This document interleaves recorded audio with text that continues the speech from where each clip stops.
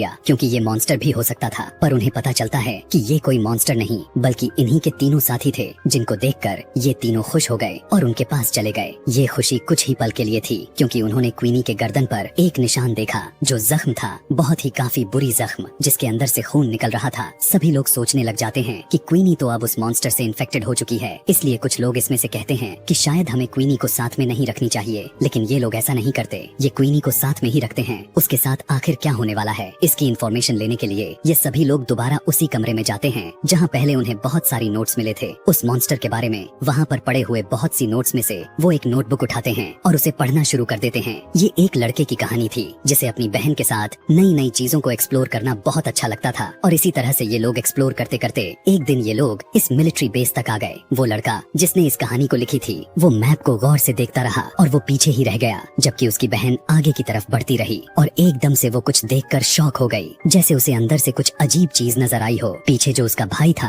वो जैसे ही उसकी तरफ देखता है तो अब बहुत देर हो चुकी थी। टनल के अंदर से चीखने चिल्लाने की आवाजें आ रही थी, इसलिए वो खुद डर गया और अपनी बहन को बचाने की बजाय वो जंगल की तरफ भागने लगा ताकि वो अपनी जान बचाकर यहाँ से निकल सके। ये वही सीन होता है जो हमने मूवी के शुरुआत में देखा था। इस टाइम ये बच्चा तो यहाँ से चला गया, लेकिन उसके दिमाग में ये इंसिडेंट रह गया था। उसके दिल में ये बात रह गई थी कि उसकी लापरवाही की वजह से उसकी बहन मारी गई और अब वो इस चीज से बदला लेना चाहता था जिस चीज ने उसकी बहन को मारा था। सालों गुजरने के बाद भी उसने कुछ भी नहीं कर पाया। उसने इस मॉन्स्टर के ऊपर रिसर्च की, उसके बारे में एक एक चीज पता किया और फिर उसने प्लान किया कि वो इस मॉन्स्टर को कैसे मार सकता है। उसने मॉन्स्टर को मारने के लिए एक मशीन तक बना दिया था, लेकिन इससे पहले कि वो मॉन्स्टर को मार पाता, वो मॉन्स्टर उसकी यहाँ होने के बारे में पता कर लिया था और उसे ही मार डाला। उसके बनाए हुए नोट से ये लोग ये भी पता कर लेते हैं कि ये मॉन्स्टर जिसके ऊपर हमला कर लेता है या फिर जिसका खून चख लेता है उसे मार कर ही रहता है, और अब क्वीनी के ऊपर बहुत ही ज्यादा खतरा था। ये लोग फैसला करते हैं कि क्वीनी को बचाने के लिए ये लोग लड़ेंगे और जो ये काम उस आदमी ने शुरू किया था उसे ये लोग पूरा करेंगे। उसी मशीन को ये लोग कंप्लीट करेंगे और उस मॉन्स्टर को मार देंगे। लेकिन क्वीनी यहाँ पर कहती है, नहीं, मेरी वजह से कोई भी अपने आप को खतरे में नहीं डालेगा। लेकिन उसके सारे दोस्त अच्छे थे, वे कहते हैं, नहीं, हम सारे के सारे यहाँ से जिंदा बचकर निकल जाएंगे। ये सोचकर ये सभी एक दूसरे को गले लगाते हैं और फिर एक साथ अपने प्लान पर काम करना शुरू कर देते हैं। कुछ ही देर के बाद ये लोग उस आदमी की बनाई हुई मशीन को हासिल कर लेते हैं जो अब पूरी तरह से